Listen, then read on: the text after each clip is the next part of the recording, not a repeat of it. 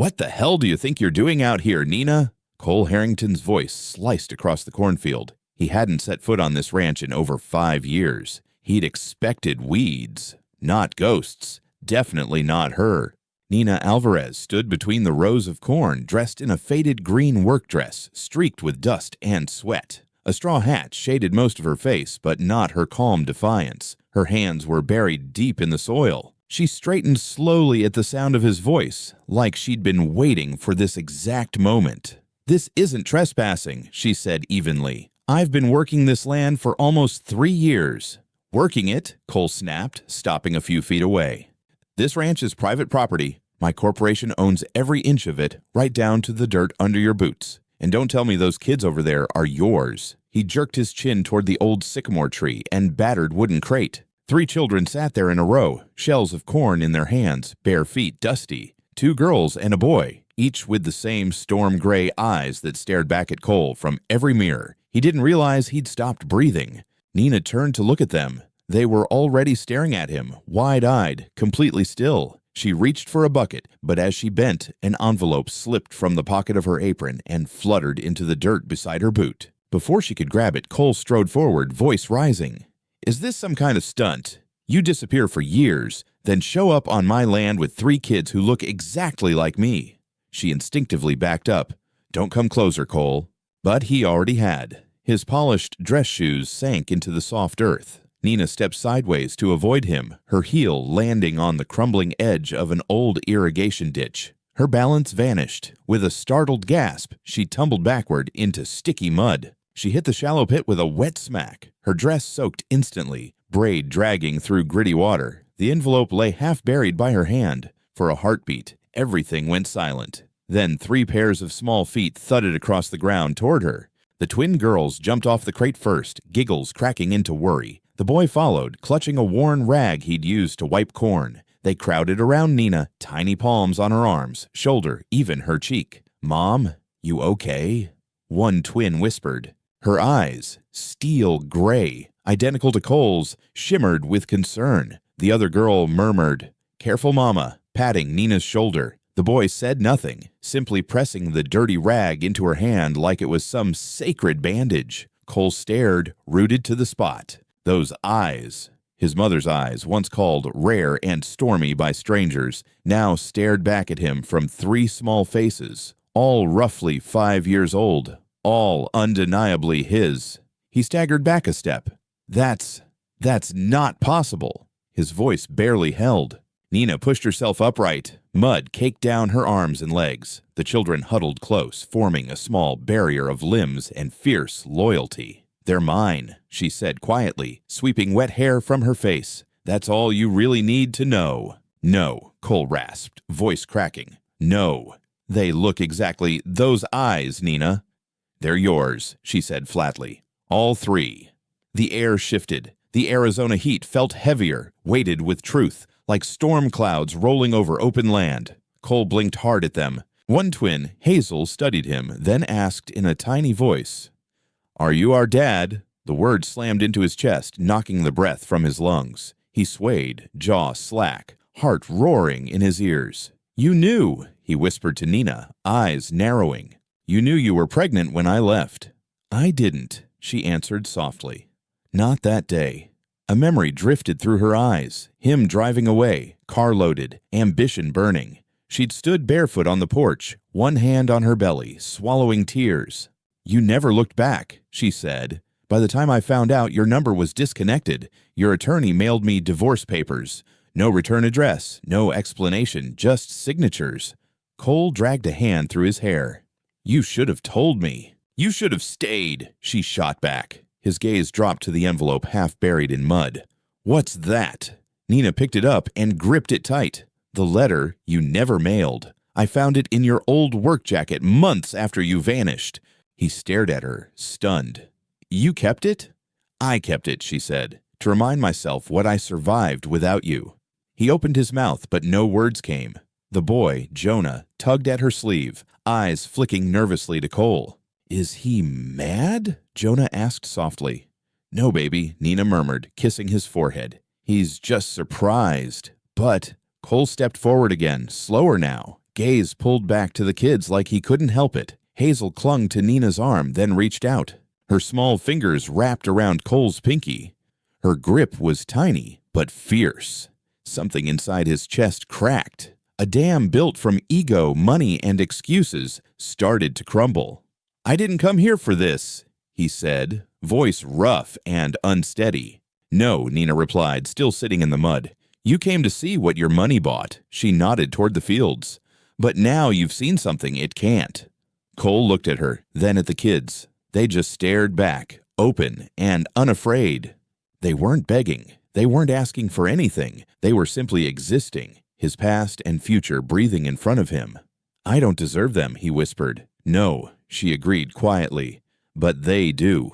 He had no answer for that brutal truth. Cole Harrington, billionaire developer, the man who bent skylines and dominated boardrooms, stood speechless in a muddy Arizona field, staring at the life he'd abandoned without realizing it. Eventually, his body moved on autopilot, carrying him back through the rows of corn. He didn't remember crossing the field or reaching his truck. One minute he was there with them. The next he was behind the wheel of his black Range Rover, engine humming, hands crushing the steering wheel until the leather creaked under pressure. The image played on repeat in his mind. Hazel's tiny hand gripping his, her voice asking, "Are you our dad?" He could still feel the warmth of her fingers. He pressed his forehead against the steering wheel and finally let himself breathe. He'd trained himself for years to stay composed in meetings with 9-figure consequences. He could smile through betrayal, bluff through negotiations, exit deals without flinching. But this simple, devastating truth had pierced deeper than any hostile takeover ever had. The sun sank lower, shadows stretching across the fields like long, accusing fingers. Cole shifted the truck into drive, but instead of heading for the highway, he turned toward town. There was an old roadside motel not far off, the Dusty Lantern. It was run by an elderly couple who probably hadn't replaced the carpet since the mid-'80s. Still, it was the closest place he could hide and think. He pulled into the gravel lot, shut off the engine, and stared through the windshield. The building was small, with chipped paint and cloudy windows. A faded American flag hung crooked near the office door. Cole inhaled slowly, then climbed out. Inside, the smell of lemon cleaner and old upholstery greeted him. Behind the counter stood Mrs. Green. Her eyes widened slightly in recognition. "Well, I'll be," she said, lips curving. "If it isn't Cole Harrington. Haven't seen you since you were running around in ripped sneakers and pretending dip was attractive." He huffed a humorless laugh. "I need a room. One night." "Long day?" she asked, squinting like she could see through him. "You have no idea." She didn't push, just slid a key across the counter. That was what he appreciated about the older folks in town. Their silence was its own kind of kindness. Room 3B looked exactly as he remembered. Wallpaper peeling at the corners, air conditioner rattling like an asthmatic tractor, bedspread patterned with some long-forgotten floral design. Still, it was quiet. He sank onto the mattress and pulled his phone from his pocket. The screen lit up with missed calls, emails, urgent texts from executives, a reminder to sign off on a Vegas hotel expansion. He stared at the notifications for a long moment, then flipped the phone face down and set it aside. They could wait. From his wallet, he slid out an old photo, edges worn, colors fading. In it, he and Nina stood on her grandmother's porch. He wore overalls and a ridiculous grin. She was barefoot, holding sweet tea, giving him that look, half amusement, half surrender. God, she'd loved him. And he had vanished. Not just walked away, disappeared. One day he'd been there. The next, he was flying cross-country, chasing investors, signing contracts, grinning for magazine covers, pretending he hadn't left his soul on a sagging Arizona porch. He'd convinced himself he had time. Time to build. Time to come back. Time to explain. But time didn't wait. Time simply handed Nina 3 children and watched him miss every first step, every fever, every messy breakfast. His chest throbbed. He realized he didn't even know their names fully. He'd heard Hazel and Jonah. The other girl, Lila, maybe. That's what Nina had called her in the rush. He rubbed his face, then jolted to his feet, the old frame of the bed protesting loudly. He paced the room once, twice, then stopped at the grimy window. Far in the distance, the ranch lights glowed faintly, golden against the darkening horizon. He knew then he couldn't stay away until morning. He grabbed his keys and walked out. By the time he reached the farm again, the sky had mellowed into a deep blue, crickets singing in the dry grass. The porch light burned, throwing a warm halo around the front steps. Cole didn't go all the way up. He lingered by the fence. He shoved his hands into his pockets and waited, heart pounding. The screen door creaked open. Nina stepped out with a chipped mug in hand, a towel wrapped around her damp hair. "You shouldn't be here," she said quietly. "I know," he replied. Then, "Why are you?" Her eyes narrowed slightly. Cole stared at the dirt between them. "Because you didn't lie," he said.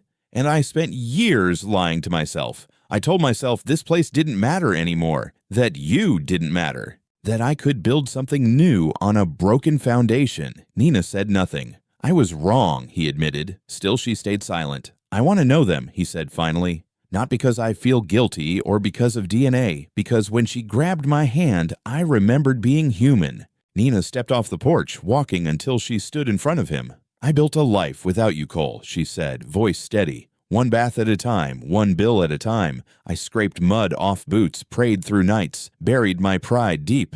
If you want a place in that life, you don't get to just show up and make speeches." Cole swallowed. "Then what do I do?" She sipped her coffee, eyes never leaving his. "Start by listening." She handed him the mug and turned toward the house. He stood in the warm circle of light, holding her cup. Vanilla and cinnamon clung to the rim, triggering memories of late-night talks and shared mornings long gone. For the first time in years, he didn't feel like a billionaire. He felt like a man hovering at the edge of home. Cole stayed on the porch even after Nina disappeared inside. The mug cooled in his hands. The scent of cinnamon lingered, loosening old memories like dust shaking free from rafters. The life he'd built, glass towers, endless meetings, suddenly felt flat, like a glossy brochure. He lowered himself onto the top step, letting the cool air wash over him. A cicada buzzed in the nearby tree. Somewhere in the dark, a cow complained. It was the kind of soundtrack no city apartment could buy, born straight from the land. The screen door creaked again. Cole turned just as a pair of small bare feet shuffled onto the wood. Hazel. She clutched a frayed blanket in one hand, knuckling sleep from her eye with the other. Her curls bounced with each cautious step. "I couldn't sleep," she whispered, voice thick. Cole opened his mouth, then shut it again. He hadn't prepared for this, the quiet midnight version of fatherhood. Hazel plopped down beside him without asking, blanket trailing behind like a tired cape. "I heard yelling earlier," she said, staring at the shadowed field. "Were you mad at Mom?" He studied her face, those storm-gray eyes steady and too wise. "I was confused," he said honestly, "and scared." Hazel frowned. "Scared of what?" "Of how much I already missed," he answered. She leaned her small shoulder against his arm. "Mom says there's still time," she murmured. "When I mess up with the goats," she says, "you still got time to fix it." Cole swallowed hard. "She's right." They sat in quiet for a moment. "She named me Hazel," the girl continued. "Said something really hard gave her something really soft. Is that true?" "Yeah," he said softly. "That sounds exactly like your mom." The screen door creaked again. Nina appeared, Jonah balanced on her hip, and Lila trailing with her thumb in her mouth. "Figured they'd follow the light," she said, setting Jonah beside Hazel. The boy rubbed his eyes, blinked at Cole, then scooted closer to his sister without speaking. Lila hesitated, glancing between Nina and Cole. Her curls stuck up in uneven tufts, pajama shirt buttoned incorrectly. Nina bent, whispered into her ear. Lila nodded, then shuffled over to Cole and dropped onto his other side, leaning against him like it was natural. Suddenly, he was surrounded. 3 warm little bodies pressed against him, all trust and sleepy breaths. His chest tightened with the sheer weight of it. He'd carried multi-billion-dollar projects. This felt heavier and infinitely more fragile. Nina sat on the step a few feet away.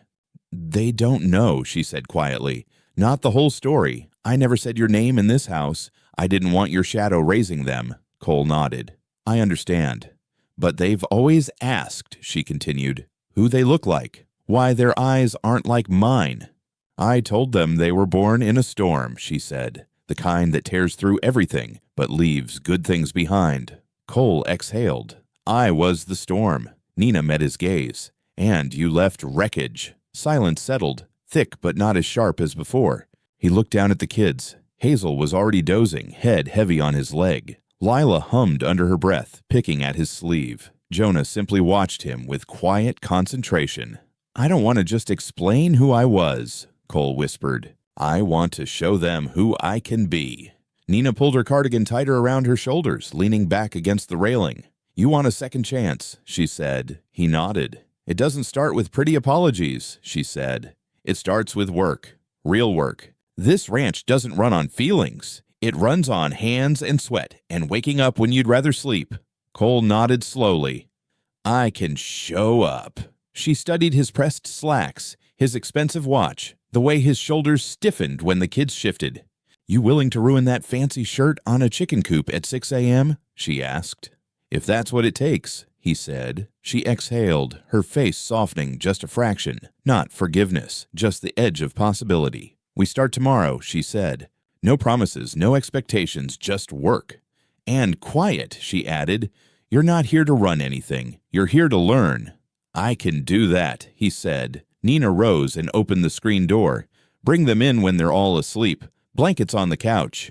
Cole nodded. The night air cooled around them. Crickets sang like backup singers. The scent of damp earth drifted up from the fields. He looked at the 3 sleeping children curled against him. He had no idea how to braid hair or handle nightmares. But he could start by being here when they woke. For now, being present felt like the only honest promise he could make. The rooster crowed at 5:14 a.m. like it had a personal vendetta against rest. Cole groaned on the couch, thin blanket twisted around his legs, his pricey wristwatch digging into his temple from where he'd slept half sideways on a lumpy pillow. His back screamed as he sat up, disoriented for a second before the memories crashed back. The field, the kids, Nina's stare. The living room smelled faintly of coffee and old wood. Yesterday's dress shirt hung over a chair, wrinkled and speckled with dried mud. He shrugged it on anyway, rolling up the sleeves. The hard wood floor shocked his bare feet with cold. When he opened the front door, the crisp morning air slapped him fully awake. The yard was already buzzing with life. Nina stood near the chicken coop. She wore a flannel shirt and jeans, hair braided loosely down her back, one hand gripping a coil of chicken wire, the other braced on her hip. Hazel and Lila danced around her in 2 big rubber boots, while Jonah sat on an overturned bucket with feed. "You weren't kidding about the chickens," Cole muttered, stepping onto the porch. Nina glanced at him, amused. "You think I was being poetic?" "I thought you were bluffing," he admitted. She tossed him a pair of well-worn work gloves. "Welcome to Arroyo Ridge. Breakfast doesn't catch itself." He fumbled the gloves before finally sliding them on. She nodded toward the coop. "Sidewalls coming loose. We need to reinforce the base. That mesh won't hold when monsoon winds hit." Cole eyed the crooked wooden structure. "Looks like it already survived a war." "It has," Nina said, crouching. "Just not the kind you know." She handed him a hammer and small bag of nails. He knelt, careful around the pecking hens. "You any good with tools?" she asked. "I own a construction empire," he said. "That's not an answer," she replied. He sighed. "Haven't swung a hammer since college, maybe." "Good day to remember," she said. They worked in near silence. The sun crept higher, painting everything in soft gold. Lila chased a hen. Hazel directed imaginary traffic. Jonah traced shapes in the dirt. Cole swung the hammer, missed, and smacked his thumb. "Damn it," he hissed. Nina looked up. "You all right?" "Just bleeding dignity," he grumbled. She almost smiled.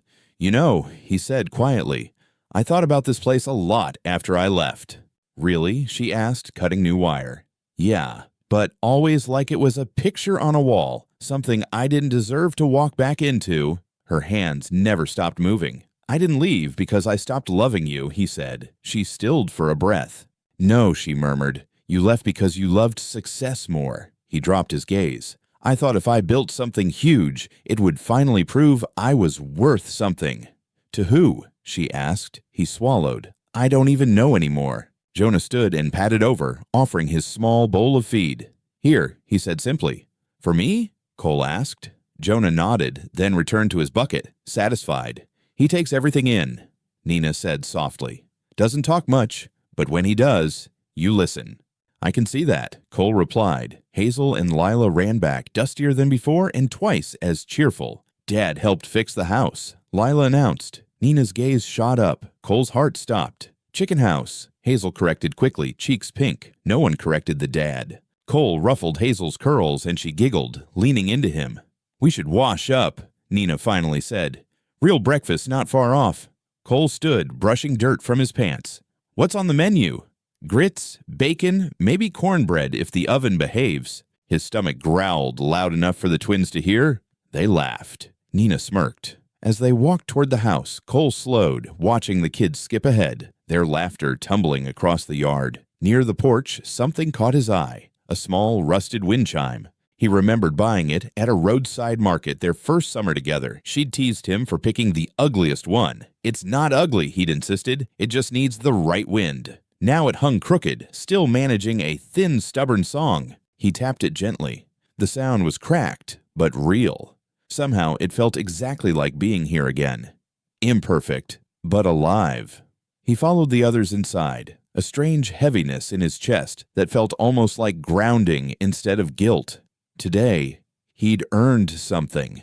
Not forgiveness, but a seat at their table. The scent of sizzling bacon hit him before he stepped into the kitchen. His stomach growled again, louder. One of the girls, he thought Hazel, snickered as she bolted past, bare feet smacking the floorboards. The kitchen was smaller than he remembered, or maybe he'd just grown used to open-concept penthouses. Wooden counters, chipped cabinets, a fridge cluttered with local fair magnets and crooked drawings. It felt more like home than his entire luxury condo ever had. Nina stood at the stove, flipping bacon with efficient motions, braid now twisted into a messy bun. A faint streak of flour dusted her forearm. She didn't turn when he entered. She didn't need to. She knew exactly where he was standing.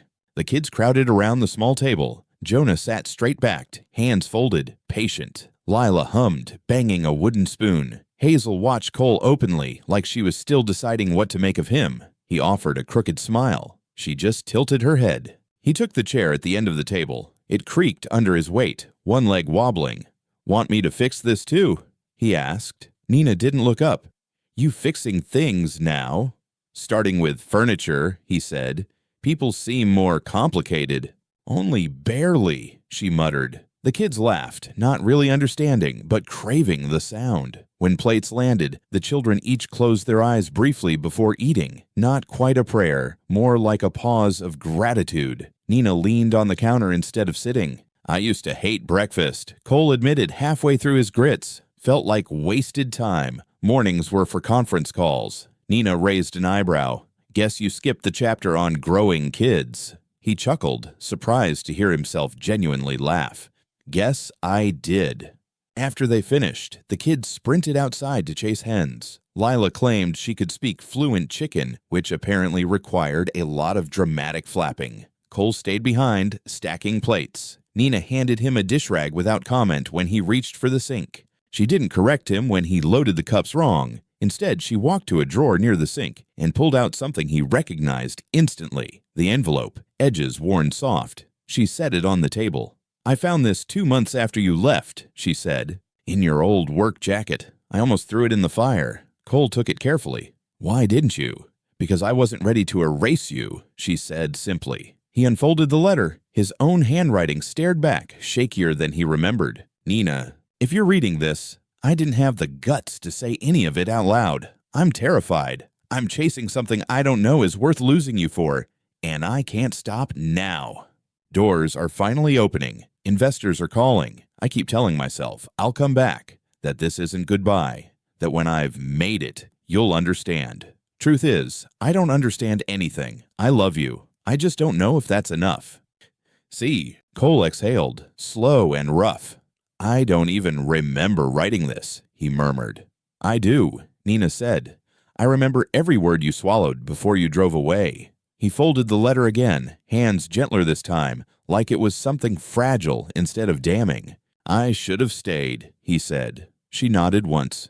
But you didn't. He met her eyes. Do they know? The letter? The truth? No, she answered. They just know there's someone they don't have yet. His chest tightened. Can I tell them someday? Maybe, she said. When you've earned that right. Outside, the kids' laughter drifted through the open window, bright and wild. Cole tucked the letter into his back pocket, not as a weapon against himself, but as a reminder of the line he'd crossed. Nina inhaled deeply, then headed toward the back door. "You want to help?" she asked. "Start with the well pump. It's been acting up since spring." "Show me," he said. They walked out together into the sun, not shoulder to shoulder, but closer than yesterday. The pump groaned like it resented being touched. Cole knelt beside it, jeans stained with grit, hands smeared in rust. He'd been wrestling with it for nearly an hour, following Nina's instructions, ignoring them, then grudgingly following them again. Still, no water. "That valve's too tight," Nina called, leaning against a fence post. "I know what I'm doing," he muttered. "You really don't." He glanced over his shoulder. "You ever think bossing people around is what scared the water off?" She arched a brow. "Cute. I don't remember hiring you for your jokes." He grunted, twisting the handle again. No luck. The pump shrieked and jammed. He swore under his breath. Nina sighed and came over, kneeling beside him.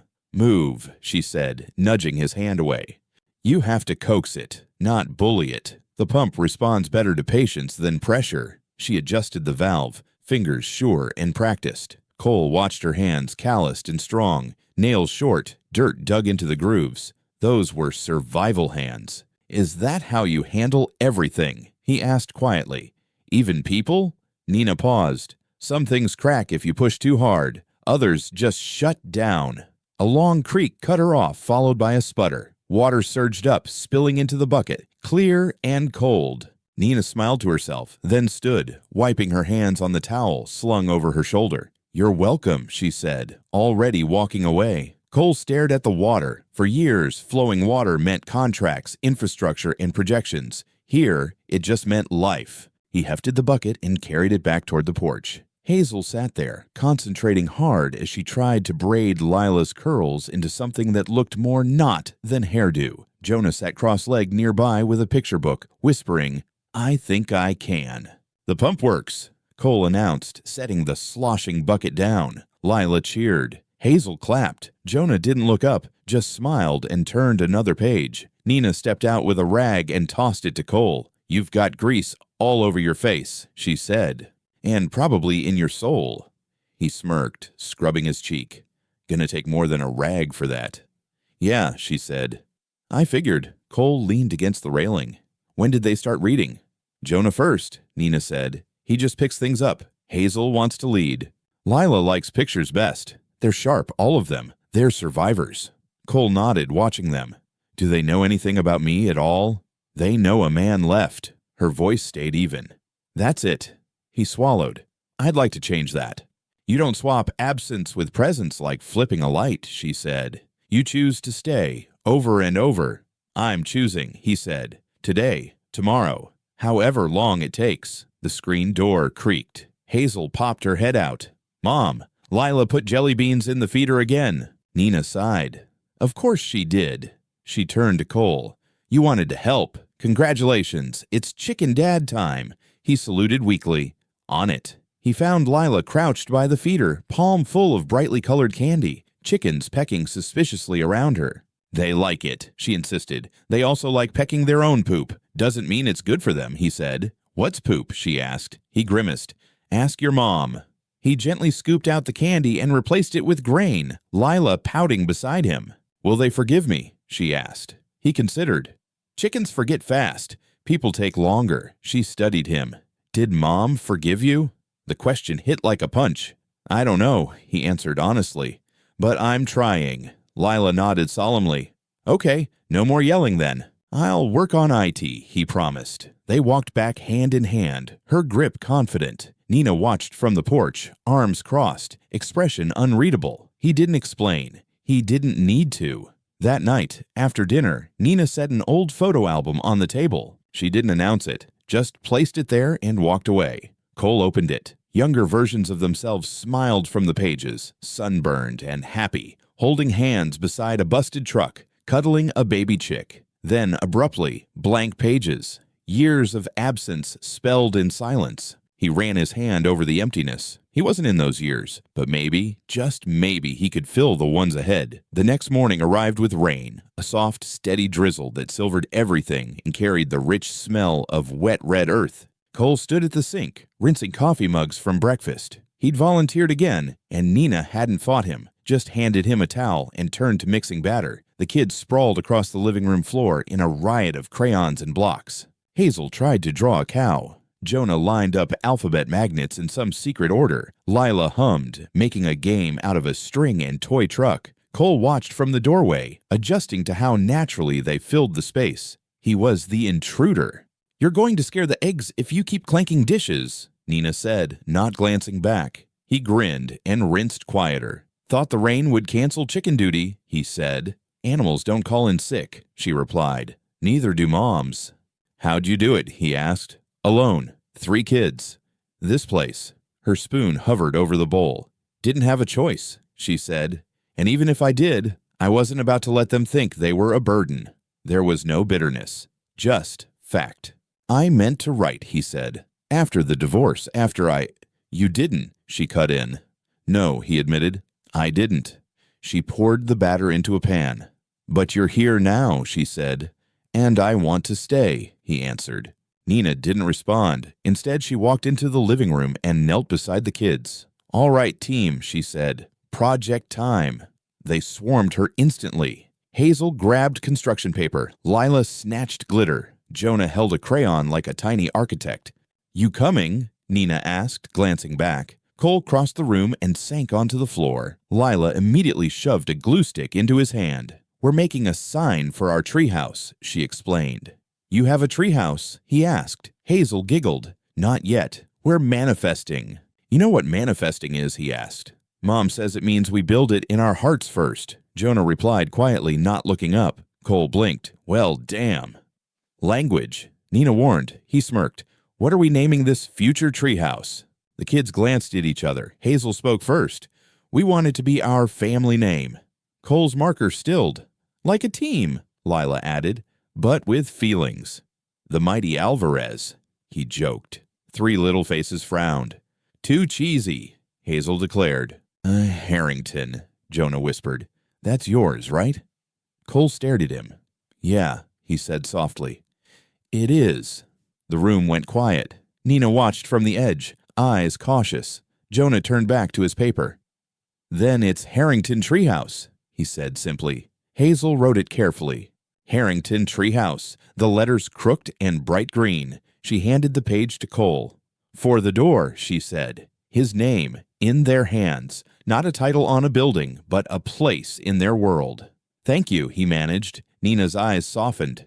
"They gave you a name," she said quietly. "Don't make them regret it."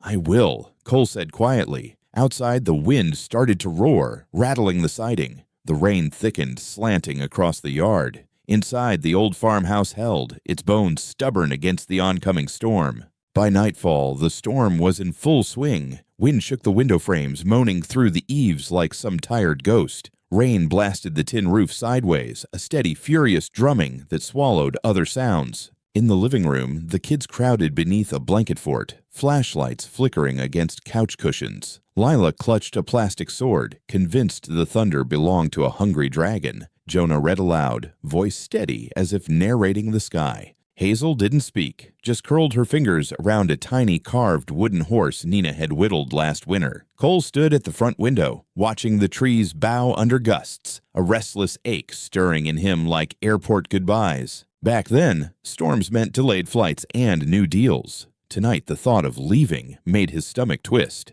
Nina padded down the hallway, robe cinched tight, braid half undone, damp strands clinging to her cheeks. "I checked the barn," she said, breathless.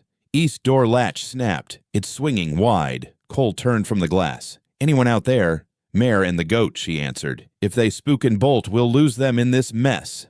"I'll handle it," he said. She blinked, assessing him. "It's brutal out there, Cole." He grabbed his jacket anyway. "I've fought uglier weather." After a beat, she nodded. "Check the feed room, too. Roof leaks. Buckets by the south wall." He stepped onto the porch and was drenched instantly. Rain hit like needles, cold and sharp, but he didn't hesitate. The barn loomed as a dark smudge through the downpour. He slogged toward it, boots sinking into sucking mud. He shoved the east door shut with both hands, the wind trying to rip it away. The latch was completely gone, torn clean. He jammed a shovel across the frame, wedged it tight with a heavy feed bin until it held. Inside, the mare stomped nervously, sides heaving, breath clouding in the cool air. "Easy, girl," Cole murmured, rubbing her neck. "Just some loud sky. We've heard worse." The goat bleated miserably from a corner, tangled in a loop of rope. Cole moved fast, fingers working by feel, freeing the goat and nudging it back into its stall. His flashlight flickered once, twice, then died completely, plunging the barn into darkness broken only by lightning flashes through the cracks. "Perfect," he muttered, working off memory. He found the drip, shifted the bucket an inch until the water hit cleanly. The place smelled of wet hay, old wood, and earth, a grounding scent that reminded him what mattered. Turning to leave, his boot caught on something soft behind a bale. He stumbled, then crouched, groping around until his hand closed over fabric. He dragged out a weather-beaten duffel, one corner ripped, zipper stiff with age. Curiosity prickled. He unzipped it. Inside lay several folders, a small tin box, and a folded blue toddler shirt. He lifted the shirt, breath catching when he saw the faint embroidery near the hem. Jonah, stitched in careful thread. It was tiny, something meant for a newborn. He recognized the pattern. Nina had once shown him a sketch of a shirt she planned to sew while pregnant. His heartbeat stumbled. Hands shaking, he popped open the tin box. 3 hospital bracelets lay inside, plastic slightly yellowed, names and times written in fading ink. Tucked between them was a photograph, worn at the corners. Cole stared. It was him and Nina in a hospital room. 3 swaddled babies between them. Nina held the infants, eyes tired but glowing. Cole sat slumped in a chair beside her, head resting against her shoulder, one hand cradling Hazel. He'd been asleep, but present. The memory slammed into him like sudden light. He remembered the squeak of the reclining chair, the beeps of machines, Nina humming a lullaby he never learned. He'd been there, maybe only a night or two, but he had held them. "Why didn't I remember?" he whispered. He tucked everything back gently, zipped the duffel, and bolted through the storm, lungs burning. Inside the farmhouse, Nina stood by the stove, drying towels, hair frizzed in haloed chaos. He dropped the bag on the table with a thud. "Why didn't you tell me I was there?" he demanded, hauling out the photo. She turned slowly. Her expression was unreadable for a moment, then softened with something complicated. "You were," she said quietly, "but only barely. You came, saw them, held them for maybe an hour," she continued. "Then said you had to catch a flight to Denver. You kissed my forehead, promised you'd call, and disappeared. Months went by before I heard your name again." Cole sank into a chair, staring at the photo like it belonged to someone else's life. "I don't remember any of it," he said hoarsely. "You hadn't slept in days," Nina replied, "and I think part of you chose to forget." "I thought I left before they were born," he said. "No," she answered. "You were there when Hazel's eyes opened. You cried, Cole." She swallowed. "Then you walked out and never looked back." The words landed heavier than thunder. "I was a coward," he whispered. "Yes," she said, not cruelly. "You were." She met his eyes. "But now you know the truth. What you do with it next, that's on you." Outside, wind shrieked. Inside, truth finally caught up. They sat in charged silence until tiny footsteps padded in. Hazel stood in the doorway, blanket around her shoulders, eyes sleepy. "Why are you crying, Mr. Cole?" she asked. He swiped at his face. "I'm not," he lied. She climbed into his lap anyway, curling against his chest like it was the most natural thing in the world. Nina watched them a moment, then poured another mug of coffee and sat across from him, shoulders relaxing as the storm raged. Outside, rain battered the roof. Inside, something slower but deeper was happening. Reckoning. Old choices, forgotten nights, buried fear, all finally dragged into the light. The storm would move on. What it had uncovered wouldn't. By morning, the ground was slick and dark, smelling of rain and turned earth. Puddles mirrored the bruised sky. Birds tested their voices again from the cottonwoods. Cole stood by the fence line with a shovel, the duffel at his feet. He watched Nina hang damp clothes on the line, Jonah looping circles around Lila, Hazel kneeling over a puddle, inspecting worms like rare treasure. The world had slipped back into its rhythm, but something inside him had shifted for good. That photo refused to leave his mind. One small rectangle where he'd actually shown up. He hadn't earned it then, but maybe he could earn the next ones. He drove the shovel into the ground behind the half-built treehouse. The plot had once been Nina's herb bed, now taken over by weeds. He cleared it, turned the soil, and worked until sweat plastered his shirt to his back and his arms trembled. It felt like penance and promise. "What are you doing?" Nina called from the porch, one hand shading her eyes. Cole didn't stop digging. "Starting something," he said. She walked closer. "That used to be my thyme patch. It died years ago." "I'm resurrecting it," he replied. "Why?" she asked. He glanced up, wiping his forehead with a muddy wrist. "Because I found my name again, and I wanted to stand for more than broken promises." She watched him for a long moment, then went inside silently. By afternoon, 3 neat rows marked the small plot. Lavender, basil, thyme. Not grand, but intentional. The kids clustered around, staring. "What's this?" Jonah asked, poking the soil. "A garden," Cole said. "I used to be really good at killing them." "I figured I'd try keeping one alive." Hazel tilted her head. "Like a plant nursery?" "Kind of," he said. Lila crouched next to him. "Can we help?" He nodded. "It's for you. All of you." Each child pressed seeds into the earth, whispering secret names. Later, Cole carried the hospital photo into the kitchen. Nina stirred a pot of stew, brow furrowed. "I want this up," he said, holding it out. She glanced over. "That old thing." "It's proof I belonged here once," he answered. "You didn't act like IT, she said. "I know." He set the photo gently on the counter. "But I want them to see it, to know I did show up once, and that I'm here now for real. I thought leaving would make everything cleaner," he continued. "I figured success plus money would patch the holes. All it did was erase me from every moment that mattered." Nina's jaw tightened, but she let him finish. "I was terrified of failing," he admitted, "of being some broke, angry version of my father. So I chased a different kind of ghost and sacrificed the only good thing I ever built." He finally met her gaze. "You still haven't told them," she said, "about being their father." "I will," he promised. "When?" He swallowed. "Soon, but not before I've begun to earn that word." The air felt dense, heavy with regret, thin with fragile hope. "Then you should be the one to tell them," Nina said quietly. "When you're actually ready to carry it." Cole nodded, breath catching. He picked up the photo again. "Do you remember what we were laughing about here?" A faint smile tugged her mouth. "You called the nurse ma'am. She was 22 and made you change a diaper as payback." Cole huffed a soft laugh. "Yeah, that tracks."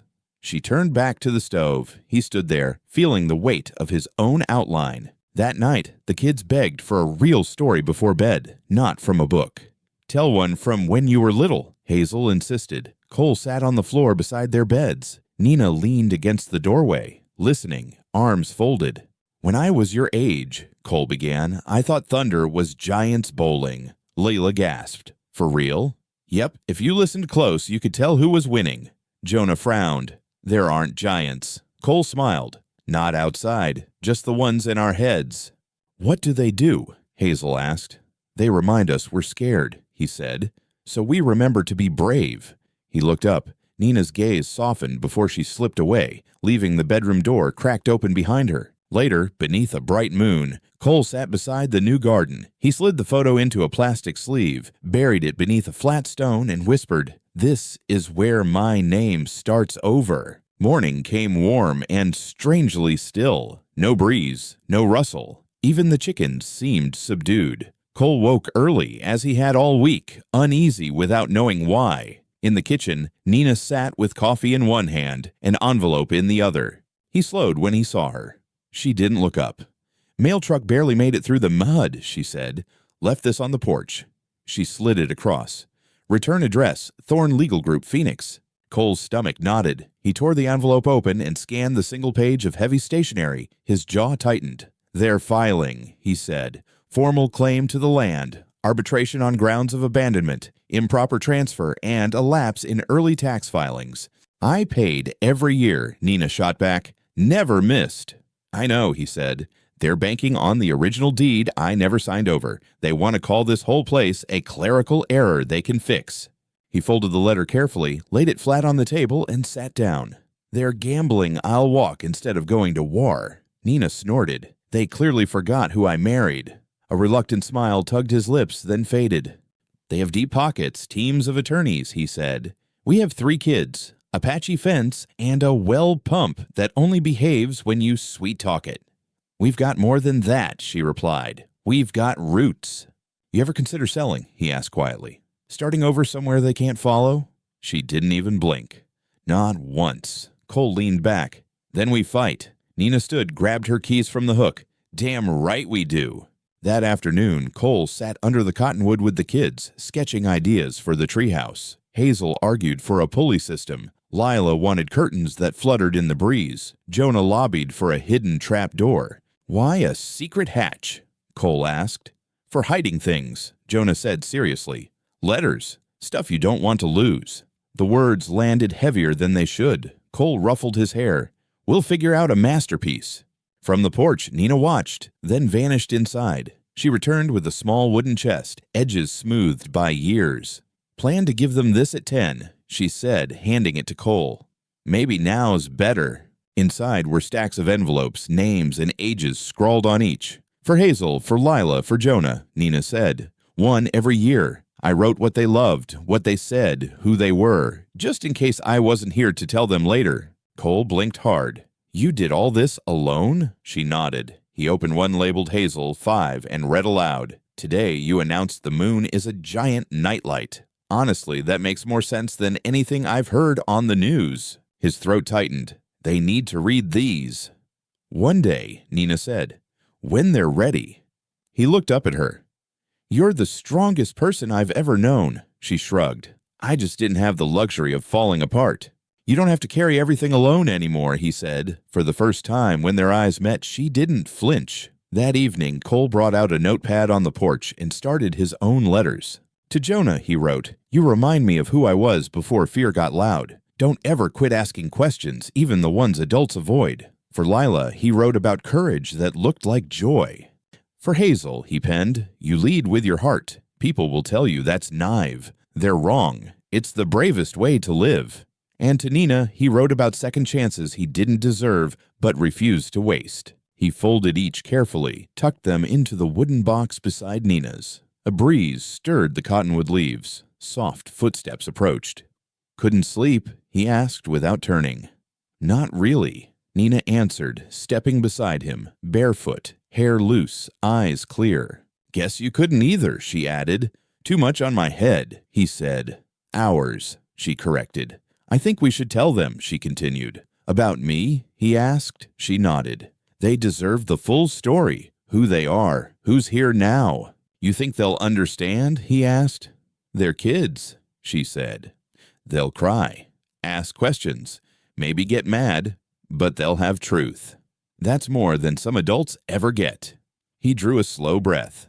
Tomorrow morning, he said. Then we do it together, Nina replied, her fingers brushing his. Under the Arizona stars, they sat shoulder to shoulder, holding letters, memories, and the fragile, fierce decision not to hide anymore. Morning light crept into the house like an apology, soft, golden, unhurried. It lit the scuffed floorboards where small feet had danced, where juice had spilled, where Lego pieces had stabbed unwary arches. Cole sat on the couch, hands clasped. The wooden box of letters rested on the coffee table like a witness.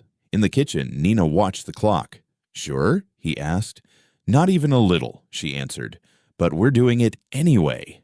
That was enough. The kids barreled in, Lila with one sock, Jonah gripping a toy dinosaur, Hazel yawning around a book. Breakfast? Hazel asked, flopping beside Cole. Soon, Nina said gently, we need to talk first. The tone froze all three. They sat straighter. Cole opened the box slowly.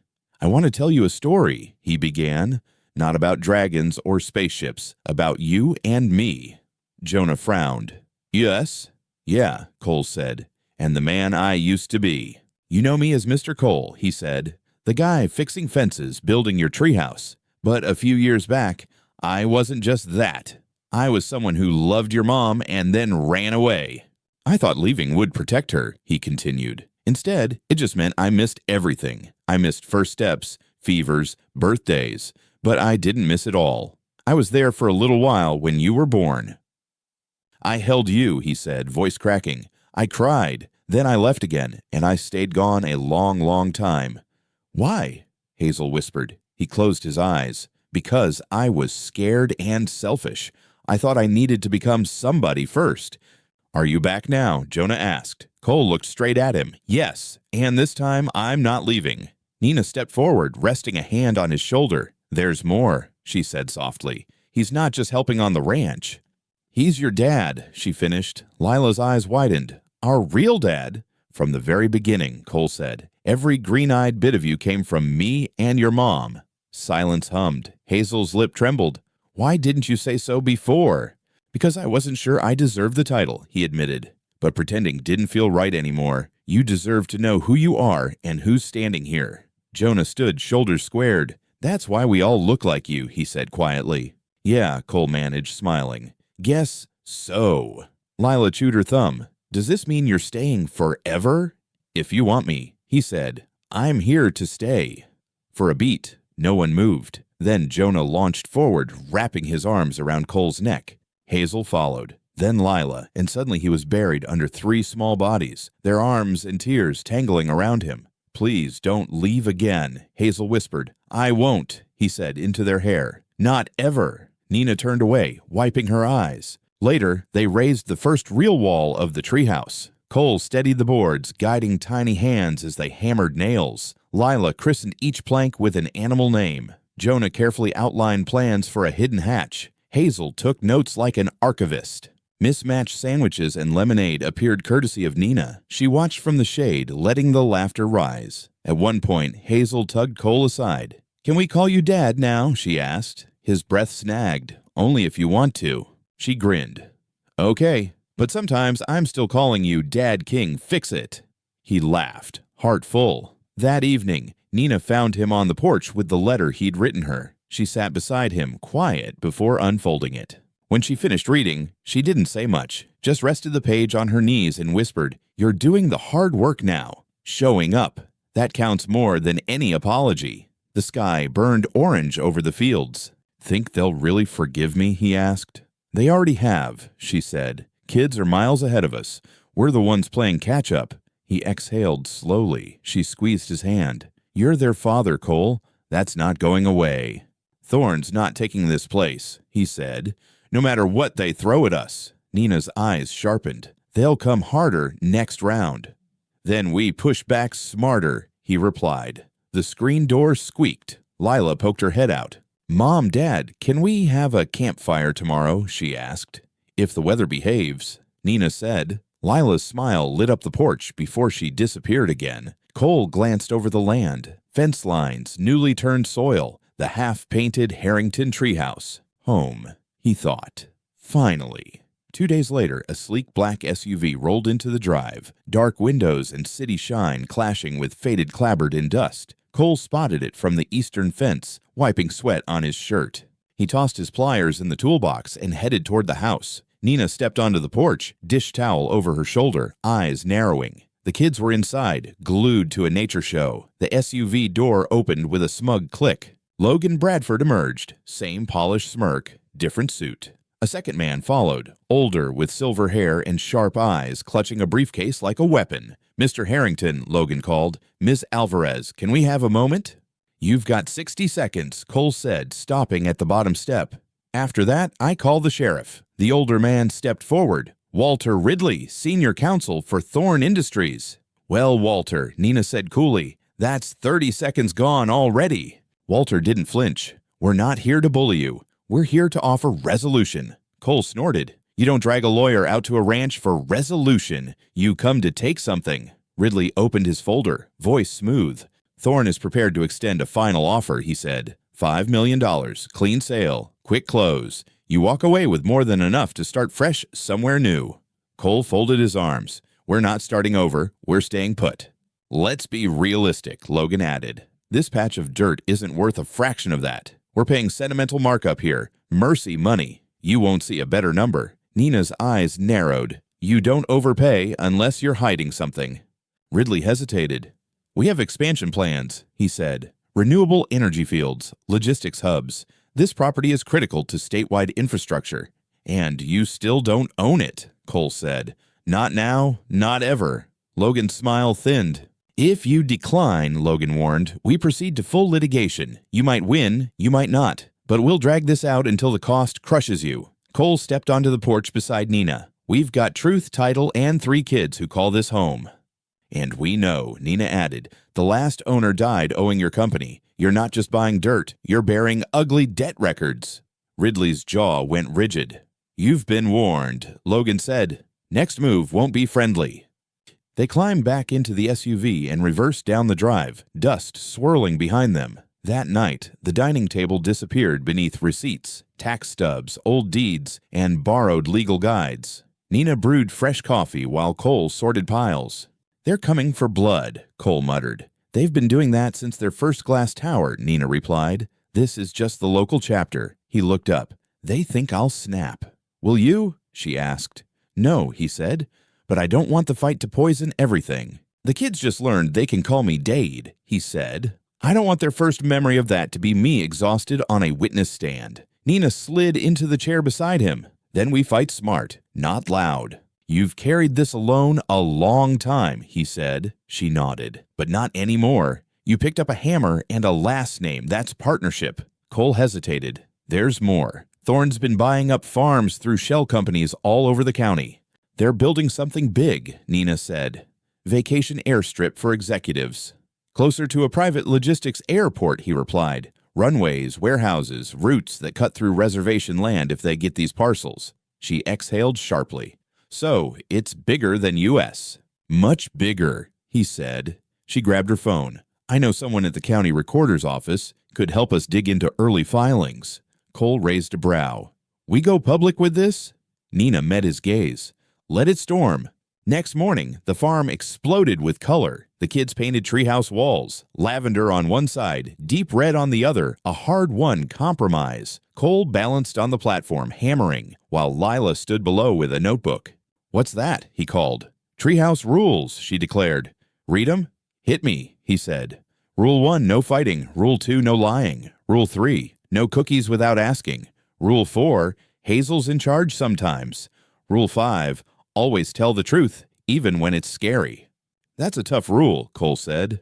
Good one, though. Hazel climbed up beside him. Especially when you're scared, she murmured. Especially then, he agreed. From the kitchen window, Nina watched, love and fear twisting inside her. The next envelope came from the county courthouse, crisp and official, no stamp, just a hand delivery stamp, notice of civil action. Cole held it like it buzzed. Here we go, he murmured. Nina hovered by the counter, jaw tight. He read aloud. Preliminary hearing, 10 days. Thorne Industries ver. Cole Harrington and Nina Alvarez for unlawful occupancy and trespass on corporate-acquired property.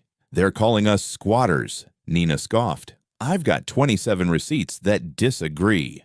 They want to drag this out until it hurts more to stay than to sell, Cole said. Then we find someone who knows how to swing inside a courtroom, Nina replied, snatching her keys. Who? He asked. Marion Coulter, she said. The attorney who took down Goldline Mining 10 years ago, Cole asked. The same, Nina said. She got death threats and never blinked. If anyone knows how to handle giants, it's her. You think she'll take us? She'll take me, Nina said, eyes flashing. The drive to town was quiet. Mesquite and saguaro blurred past. Nina's hands stayed steady on the wheel, knuckles relaxed but determined. Cole watched the desert roll by, training his breath to match the road. They parked behind a narrow brick building, wedged between a resale shop and an old feed store. The brass plaque by the door read, Coulter and Reeves, Legal Counsel. Inside, the walls were crowded with framed photos, marches, protests, courtroom sketches, hand-painted signs. A woman in her 60s, silver curls pulled back and dark skin lined from sun and laughter, looked up from behind a paper-stacked desk. You brought backup this time, she said. Marion, Nina smiled, shaking her hand. This is Cole Harrington. Marion studied him, gaze cutting clean through excuses. The runner, she said. Cole winced. Trying not to be, he replied. She jerked her chin toward 2 worn chairs. Good, sit. We've got work to do. For an hour, they laid everything out. Deeds, kids' birth certificates, payment records, the timeline of Cole leaving and returning, the shell corporations, the airport rumors. Marion scribbled notes in tight, slanted handwriting, never interrupting, occasionally grunting at particularly ugly details. When they finished, she snapped her notebook shut. This isn't just about your ranch, she said. This is a playbook. They've targeted small holdings, mostly families of color, for 2 years. Quiet acquisitions through dummy LLCs. If they win here, it's open season. That's what I was afraid of, Cole said. I'll take the case, Marion replied. But if we do this, we do it loud. Press, interviews, depositions. They'll drag your names, your finances, your kids, your old mistakes into the sun. I'm ready, Cole said. Nina nodded. Me too. Marion's smile was thin and fierce.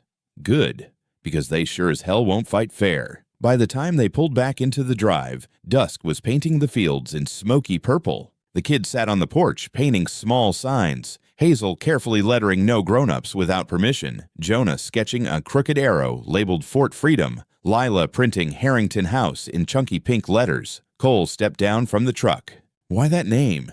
He asked Lila, nodding at her sign. She shrugged. Because it's ours now, she said matter-of-factly. Sounds like home. His throat tightened. You like it? Do, she said. Help me outline? He crouched beside her with a brush. Only if we go slow, Jonah warned. This is permanent.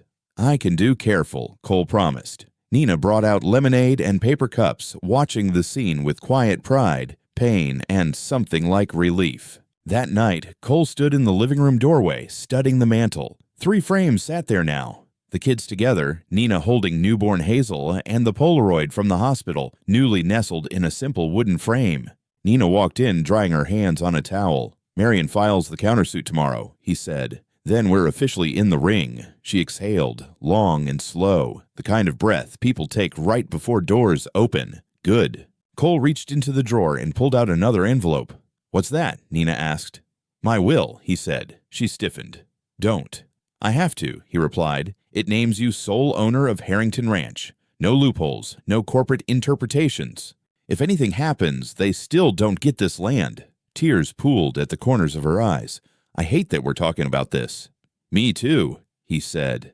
But for the first time, I actually know who I am and where I belong. You're their father, she whispered. You're my family. No boardroom or lawsuit is ever taking that away. He cupped her face.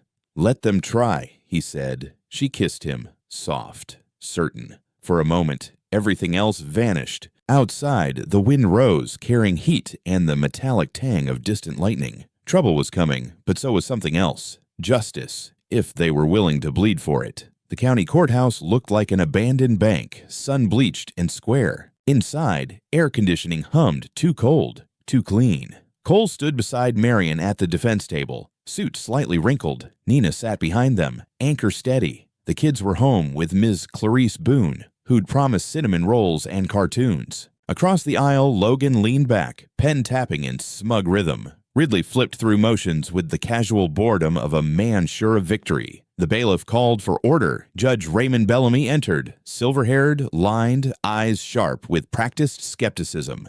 The case of Thorne Industries versus Harrington and Alvarez, the clerk announced. Marion rose. Your Honor, my clients have maintained, improved, and lived on this land for over a decade. We'll show Thorne's claim is baseless and part of a larger predatory pattern. Ridley followed. This isn't a morality tale, Your Honor. It's a title dispute. Mr. Harrington abandoned the property, failed to transfer deed, and left it dormant. My client seeks to restore lawful ownership through proper channels. Cole swallowed anger, thinking of Nina's calloused hands and the kids' footprints in the dust. Judge Bellamy nodded. We'll hear preliminary arguments.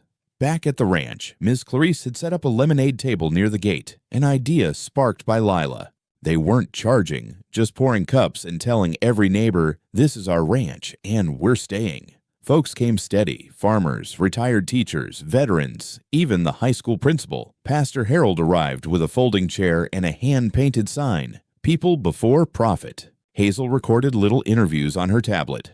What do you remember about this place? She asked an elderly rancher. He wiped his eyes. Your mama gave me eggs every Sunday after my barn burned, he said. That's what I remember, sweetheart.